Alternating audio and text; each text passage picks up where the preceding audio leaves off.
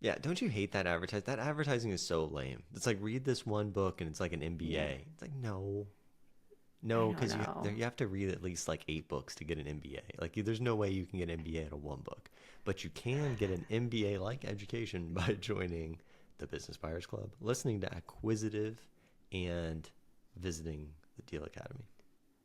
Yeah, take the Deal Academy courses, be in the Business Buyers Club, listen to Acquisitive, and Yeah, you're better than an MBA. I don't have an MBA, so I can't really I don't either. specifically promise it. Well, because we don't need one because we Right, do all those exactly. things. Look at us. Y'all think too small, I got big dreams. You just starting, I'm way ahead at the end scenes. Started reading and dodging all of the quick schemes. Money like your Spotify, boy, I got 10 streams. Be real big, I gotta make it just for my kids. And for their kids, just kids, that's wealth years. Hi, I'm Daniel. And I'm Sarah. And this is Acquisitive, where we break down failed acquisition deals to make sure that you make it all the way to the closing table. This is episode 3, and our guest today is Brian Zapf. Brian is a fractional CFO who helps law firm owners with their finances to make sure that they run a machine, not a job, and can improve their cash flow. And Brian, I'll let you tell us a little bit more about your background, what you do today, and what you come or where you come from in the world of M&A. Thanks, Daniel. Thanks, Sarah. It's great to be here on the show. Um, yeah, so like Daniel said, I'm the founder of a fractional CFO firm. We work specifically for marketing purposes. We're working with lawyers. That's our niche, but really we can help all types of service business owners. I've got a pretty broad background in finance and accounting. I've got my CPA, got an MBA in finance and accounting, and I've spent the past 15 plus years working in all areas of finance and accounting, trying to put together the tools that I can ultimately bring to small businesses to help them make sure that they're maximizing their returns from their business or from their investment. So I've got a lot of M&A experience working with businesses ranging from $1 million in sales up to $20 million in sales. I've got hands-on due diligence experience trying to make sure kind of like if you go and buy a car, that you've got the Carfax report and that you're kicking the tires, so you know that you're not buying a lemon. And we can talk about that later in the show if that's helpful. So a lot of due diligence experience, a lot of hands-on operational accounting experience. I've worked with Fortune 100 companies, with some of their startup businesses, helping them improve operations and then use their financials to grow their business. And then I've also got experience just with financial growth consulting for mid-sized companies. So, what's the story that our numbers are telling? Are there opportunities to improve our results? And how do we ensure ultimately when we're ready to sell the business, or if we're looking to buy a business, that we've got everything in place for that? So I know I'm throwing a lot at you. Happy to answer any questions. That's really great. Before we dive in, I've been asking this question to anybody that I can find. So we know from the news that CEOs of mid-sized businesses, 200 million plus, are constantly buying other businesses. So CEOs of these large or medium-sized companies, technically, are buying other businesses. It's a known thing. When should a CEO go from working in the business to on it, and then more importantly, from on it to acquiring their growth, buying competitors or adjacent services? That's a great question. And obviously, when you first start a business, a lot of times you'll start a business because you have a specific skill, right? Lawyers start law firms, HVAC repairmen start HVAC repair businesses. So early on, before you've got a lot of customers, it really is you doing everything for the business. But as you start to get your feet wet, you really understand that there's a lot to running a business that goes beyond just the skill that you're really good at. And it's a lot of skill sets, like the financial operations, the sales and marketing, even just the administrative operations that maybe you didn't think through, and that maybe the founder or the business owner really isn't equipped to handle. So once you've got kind of that initial set of customers under your belt, you're starting to get traction, you've probably hit low 6 figures in revenue. That's a great time to start maybe outsourcing some of that help. And I would say probably your first hire really does need to be a virtual assistant, someone who's almost like a second brain for you, right? And kind of can take a lot of the administrative tasks off your plate. In terms of someone like myself, like a fractional CFO, that really doesn't make sense for most businesses until they get up to $1 million or so in revenue. But once they hit that inflection point, they realize that what got them to that point isn't going to get them to the next stage. So it helps to bring in, a fractional CFO who's, like it's in the name, it's a fraction of the cost of a full-time CFO who can be 200, 300K a year in salary plus benefits. You can get someone for a fraction of the price who can make sure your numbers are helping you get to that next level. And then in terms of M&A, it can be a really sexy thing, right? Everybody can get shiny object syndrome, like, oh, we could double our revenue, we could add all this extra capacity, but what's your life going to look like after you close that? Is the business you're looking at, is that even aligned with your values? So I would say before you even think of buying another business, if you've already got a business, you need to make sure that your financial house for your current business is in order, that you know kind of what your values are, you know what you stand for, and you know what growth success looks like for you. And then at that point, you can bring somebody in with my expertise to help you evaluate different opportunities. If you're an independent investor and you don't necessarily have a business, but you're interested in business ownership, again, make sure your financial house is in order, right? That you've got enough savings in the bank to cover your living costs, and that doing diligence on a business or buying another business isn't going to overstretch you. If you've got a family with young kids, that's definitely something you're going to want to consider. That's a great point. There's a lot of business owners, or not a lot of business owners, just business owners, but there's a lot of business owners and aspiring business owners who are looking to become entrepreneurs through acquisition or expand on what they have.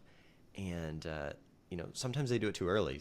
We're talking about when the right time is, but, if you are out there and you're looking to buy a business and you only have enough reserves to go through due diligence with one deal, you're probably not at the right spot to get into M&A. Yep. You definitely need to be able to go through due diligence, to spend that money, and still have the confidence and wisdom to step away and to get into it again without breaking the bank. I've had a lot of potential buyers too, similarly, who have enough money to effectuate the deal, but are working so much and they don't have the time. Yeah. And, as a kind of intermediary talking to them, you think, are you going to be able to do all this extra work? What's the plan? Because even if you're delegating all of it, you've got to, launder it through yourself and figure out how to assimilate it to your systems. To some degree, it's not automatic. You can't just tuck it in. It's not like you've got to supervise, you've got to meet with clients, you've got to effectuate the transition, and they just don't have the bandwidth. Sometimes they realize that, and sometimes they don't, and it's just a complete failure to launch. I've had a couple deals where I get a call from this, from either party really, and the buyer just never took over the business.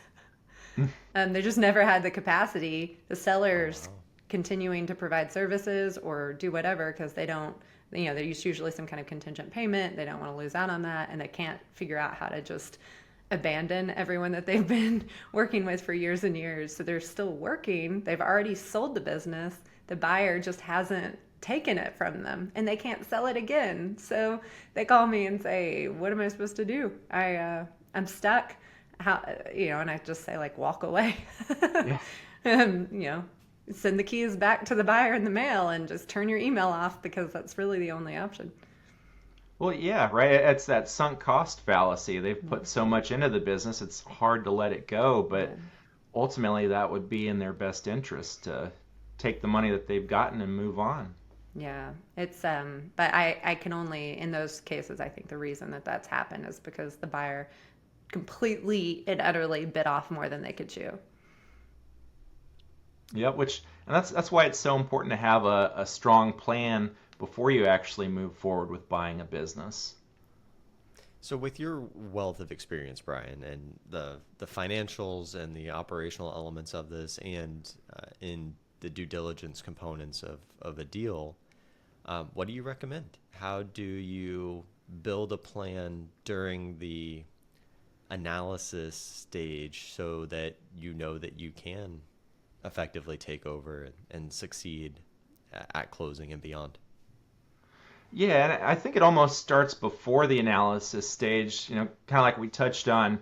You really need to be clear on your values and your vision, not just business-wise, but personally. What do you want out of life, and how can buying this business, how can that serve you long term? Because, business acquisition is a great tool for accelerating your growth, but, like we said, you don't want to get your skis out in front of you. So I think it helps to have kind of a plan. You've got to be clear on your values, and then you've got to be clear on kind of what does the right deal look like for you. Like what size makes sense, financing wise, what do you think you might be comfortable with, kind of what parameters for that. Qualitatively, like what types of culture of business are you looking for? What types of people are you looking to bring into your fold? Maybe your business is currently strong in one particular service area or geographic region, and does it make sense to expand your footprint either in your local market or into other adjacent markets or service areas? So it's kind of mapping out those factors, and then having kind of a consistent process. So financial diligence is just one leg of the stool, right? Like obviously you want to make sure that the business has strong cash flow, and that post-acquisition, if you're putting debt on it, that it's still going to be a positively cash flowing asset for you. And there's a lot of things, it pays to have, a financial advisor go through and do due diligence, right? Get a quality of earnings report, because that'll give you a good sense of the financial health of the business. How strong are the income streams? What do the expenses look like for the business? And that also can give you negotiation leverage, right? Like if the seller's saying they've got an asset that's got X million in revenue, and you prove that it's actually got X minus Y, that's an opportunity to get the asset at a lower purchase price than what you thought you might have. But again, finance is only one leg of the stool, right? It's important to have a trusted legal advisor, because there's a lot of legal issues that might come up. It helps to have, a business broker. Like, could you do the deal on your own? Sure, but a lot of sellers typically will have a business broker who's focused on getting a commission for the deal. And it helps to have maybe a broker who understands deals of the size you're considering or in your industry, because that can help make sure that you've got favorable terms.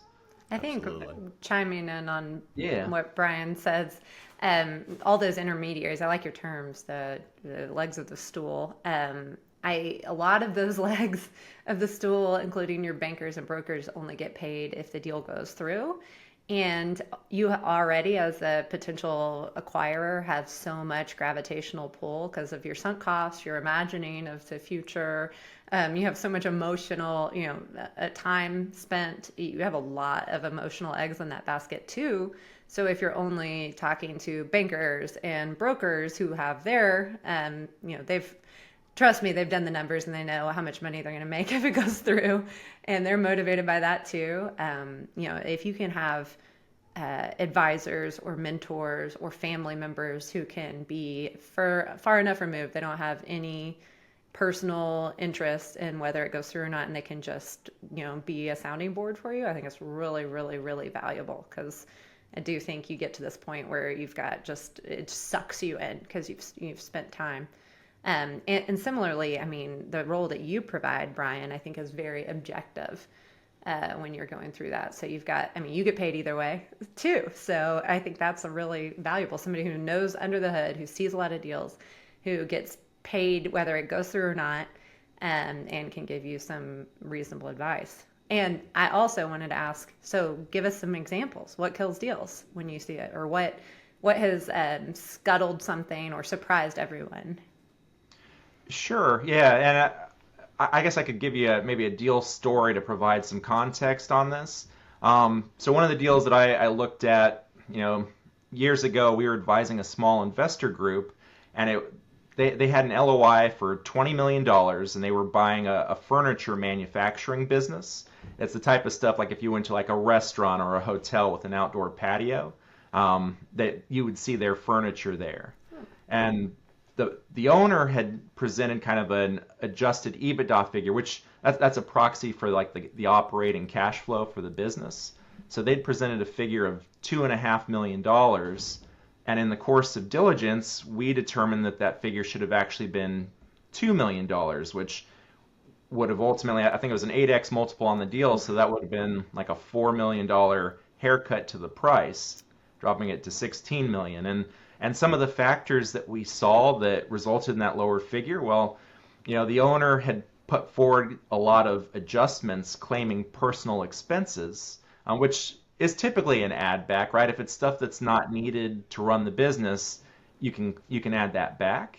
But what we determined was a lot of these expenses were actually networking expenses that helped them generate sales for the business. So a buyer would have had to continue incurring those costs post-close. How do you distinguish that? Because I was picturing when you were saying that, the typical, like the standard add back is, my golf membership, my golf club membership is, and then my car also, and my, people come up with all kinds of things, slap a sticker for their business on it, and, run it through as an expense. Totally reasonable until you go to sell. And then, you've got to try to make an argument for why that was really income. So, different people you're arguing to the IRS, it's an expense. To the buyer, it's totally just income that I was redirecting. And those people don't usually talk about that. So it's okay to make different arguments. But what kind of expenses and who makes that determination that it was a, needed marketing expense? And that's why it's so helpful to have, an expert who's done this before talk directly to the seller. So, we had an interview with the owner of the business, and we started poking into these expenses. Like, okay, you've got 25 grand here a year that's for like a country club membership. Like, is this truly a personal country club, or how is it being used? And the owner actually admitted to us that they use that to meet with prospective clients. They take them out for a nice meal and kind of wine and dine them there. And it's like, okay, well, it's foreseeable that a potential buyer would have to continue incurring that expense post-close. Oh, so I guessed it. I made up country club and I guessed it. Yes. Yeah, I mean, that just shows the experience you have. It was at the back of your mind. Yeah, that's okay. So then, I guess reasonable minds might differ. Yeah. I'm going to be the one to say the quiet part here, because in a world where everything is being offshored and sent to teams abroad to offer these high-level services at the lowest price point possible, what Brian just said, having an expert who is in the U.S., in the country that you're in for the acquisition that you're doing, with the ability to have a meaningful conversation with the seller and ask those questions that you don't even know you need to ask, it's critically important for a Q of E to be worth what it's worth. Yeah, not something you can just outsource. Well, it's like brain surgery, right? Like, do you want to pay the discount brain surgeon? Probably not. And if you're spending over $1 million on a business, right? Like, paying a small percentage of that to make sure that you know what you're actually buying, it, at least in my mind, it gives you that peace of mind. So, and that was only one adjustment. In the case of this furniture business, we actually discovered that there had been a recent uptick in sales, but the reason for that was that the owner was offering favorable payment terms to customers and encouraging them to purchase more than they might have otherwise ordered. So, and I think as part of the deal, the owner wanted to keep their receivables. So they were going to get the benefit of the payment, and the buyer was going to be footing the bill for a lot of it.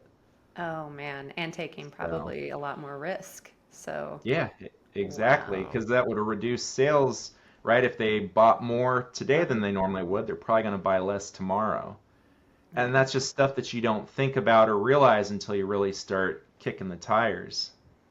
Well, and so the amazing thing about this concept, and I'm so glad that we're talking about this, because it's one of those concepts in business acquisitions. Like, we're talking about a $20 million deal. So that's on the very top end of what would be like a small business, like a lower mid type business. Yep. In a larger, like a mid-sized business or even large corporate setting, it's just scales up, right? The same exact adjustments could be worth $40 million. But what's even more important, and more important to who I expect our listeners are, is that this can happen on the other side too. A $50,000 adjustment could mean $100,000 to $200,000 difference to the seller, which, when you're talking about a very small, closely held business, that's big. It's a big deal. That could be, years of your retirement that you're expecting shaved off just because of, something that was an oversight in the business that was captured under the QOE, the quality of earnings. I agree with you. I like to throw in, it's kind of nice being a lower cost, although I know it's very expensive, provider for small businesses, because there's just a couple things that I do that I'll go, okay, that paid for my fees. Like, all right, well, let's talk at the very front end. You're going to take on a commercial lease. Who gets the security deposit? And I think you can make a good argument that the buyer can get assigned the security deposit because they're not going to get a total, repaint, new carpet, the whole thing, right? I argue that same thing both ways, depending on who I'm representing. Sure. But, the security deposits. Such a lawyerly thing. I know, right? Yeah. They were like, that was usually like $10,000, $20,000. So we're good. You're welcome. Otherwise, it was probably not going to be talked about ever until they were, dealing with some kind of hole in the wall issue later. Well, and that's the thing, right? To your earlier point, Sarah, most people, when they're doing a deal, they're thinking about, it's like buying a flight to Hawaii, right? You're thinking about the destination, not Right. the hours-long flight that you're going to endure to get there. So you really don't necessarily think about all these potential pitfalls that could come up until it's too late and you've got this asset, and then you've got to figure out how to solve this problem. So what happened with this deal? Did the seller have to take that $4 million haircut to get to closing? So my client, the investor group, decided to cut the price and present our findings to the seller, and the seller said no, they did not want to take a lower price. And I found out later that the buyer had actually been a little wary. They didn't have full comfort with the management team, and they thought that industry conditions were starting to soften a little, so it gave them an excuse as well to back out of the deal ultimately. So if we had to boil this down to some lessons learned and maybe even some red flags that you took away from this deal to look for in other deals, what would you say are some of the things that you would advise someone to keep an eye out for? What should they look for in their quality of earnings report? What should they be aware of in terms of how they negotiate so that they could make it to closing, whether it's a $2 million deal, a $20 million deal, or a $200 million deal? I guess the first thing I would say is that not all deals are worth doing. So it's really important, right? And that's part of the problem too, especially if you're going after a business that's being represented by a broker, and maybe the broker's telling you that they've got other interested parties, and you'd better hurry up, put your best foot forward, or you might lose the deal, right? It gets into our natural competitive spirit. Everybody wants to win the deal. And it pays to have a financial advisor who can help you step back and say, well, wait a minute, let's make sure this is in our best interest and that we kind of know the most that we'd be willing to pay for the deal and the terms that make sense. So, I wouldn't recommend trying to do the financial diligence yourself unless you've got a lot of experience in that area. And even then, it pays to get another set of eyes because you just don't know. It's hard to read a label when you're stuck inside the jar. So I guess from a Q of E perspective, it's definitely making sure that you understand the revenue streams, right? Where is the income coming from? Are there unusual kind of one-time trends or spikes in revenue? Because a lot of times when a seller's getting ready to sell their business, they try to make it look as good as possible, right? Like putting a fresh coat of paint on a house before you sell it. So you want to make sure there's not those short-term curb appeal adjustments to the financial results that ultimately aren't going to stick around post-closing. The other thing that a lot of people don't factor into purchase price is working capital, which, it's kind of the current assets like the receivables, the inventory of the business, less any current payables. If you've got like salaries you've got to pay or other, expenses going to your vendors or suppliers. And working capital is really it's like if you buy a car, it's making sure there's enough gas in the tank that on day one as the new owner, you're able to run the business kind of in line with how it's historically been run. And Sarah could probably speak to this. It's usually a negotiating point for the purchase documents as well. There's usually a target that might be set for it. So just making sure that you understand that. And that's why it's so important to get a quality of earnings analysis done, because it'll give you a clear idea of the financial health of the business. It'll help give you kind of potential red flags. So if there's any points for negotiation leverage, it can help. And then the other big thing is that it gives you credibility. If you're going to seek third-party investors or maybe get an SBA loan or other financing to help you make this acquisition, it just signals to them that you're credible and that you're doing a comprehensive review of the business before you buy it. Does the Q of E assist with this kind of working capital peg so people know what they need and can, give them the credibility to negotiate it? Typically, yes. The Q of E's that I typically do will look at kind of the last 12 months or so of working capital trends for the business. We'll make adjustments for any kind of irregular or one-time items, and then we'll recommend what a target should be for working capital. That's great. That's maybe of equal great value for a lot of the small buyers who just, are kind of, it's a shot in the dark and the seller doesn't know because they just always keep lots and lots of money in their checking account. Yeah, a critical part of the deal process too, because a lot of SBA lenders out there want to add as much working capital as they can. Yeah. So I'd love to, I want you to finish your point, Brian, but I'd love to also talk about when the Q of E should be ordered. At what point should it be done? After, we can kind of go through the steps. You find a business, you indicate your interest, you talk to the seller, you put in your LOI, which we talk about LOIs every time. But when does the Q of E happen, and how does that relate back to, what you're asking the bank for? Yeah, and really the Q of E is typically ordered after you've got exclusivity, which is kind of the primary binding function of a letter of intent, the LOI. Usually it'll lay out, we want 30 to 90 days, maybe more than that, exclusivity to perform due diligence on this business. And that's typically once you know that the owner isn't going to use your offer to try to shop around and get a better deal. That's when, as a buyer, you would go ahead and incur the costs of a Q of E. And how long does a good Q of E take to get, just for timeline purposes, so that our listeners know how much to budget time-wise? Sure. Now, the timeline can vary, but assuming your diligence provider gets all the information that they need in a timely fashion, it's usually a 4 to 5 week process. Is that pretty hard to get all the information you need? Yeah. It can be, yeah. That's always the limiting factor, yeah.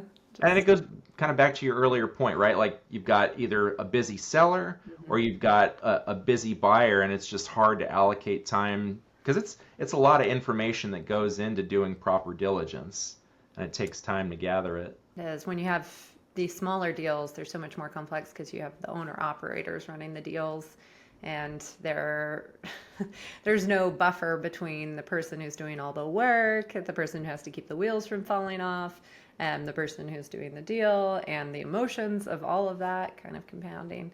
I actually, in really small deals, don't even push for exclusivity in the LOI because it's such a challenge to enforce.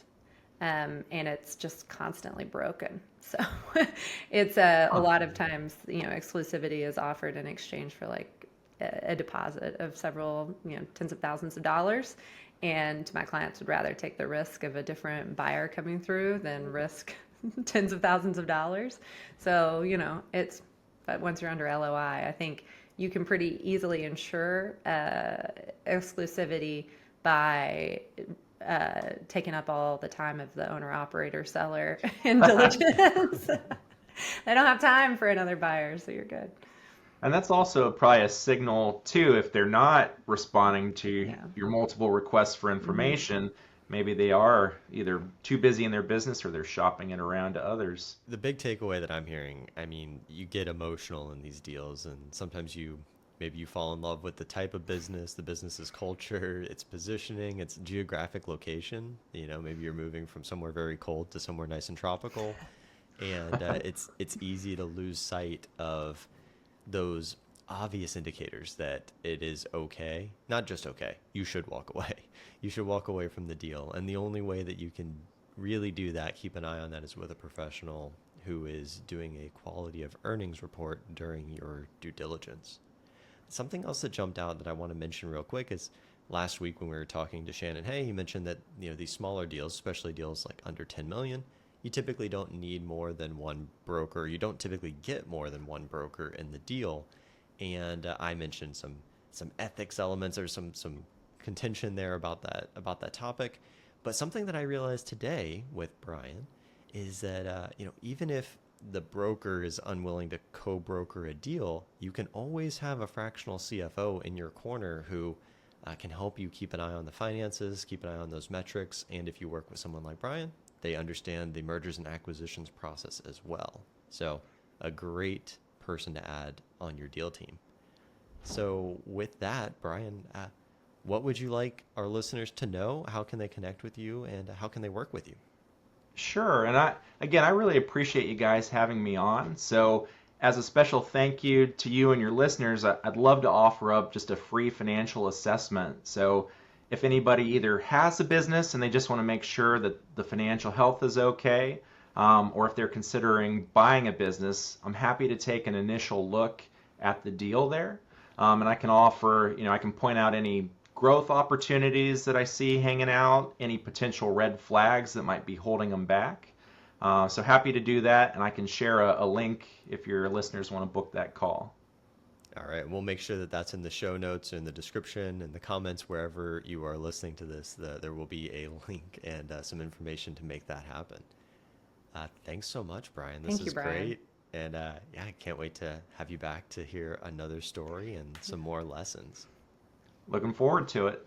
All right, so this has been episode 3 of the Acquisitive Podcast, where we break down deals that don't make it all the way to closing or are really tough to close, so that you can get those valuable lessons, learn about the red flags, and do better deals yourself. Thanks for listening, and please like and subscribe to support the podcast so we can keep it going. See you next time. Big, I gotta make it just for my kids and for their kids, just kids. That's wealth years and years. Promise my brother soon as he out and finish this bid, we finna do it bigger than anybody.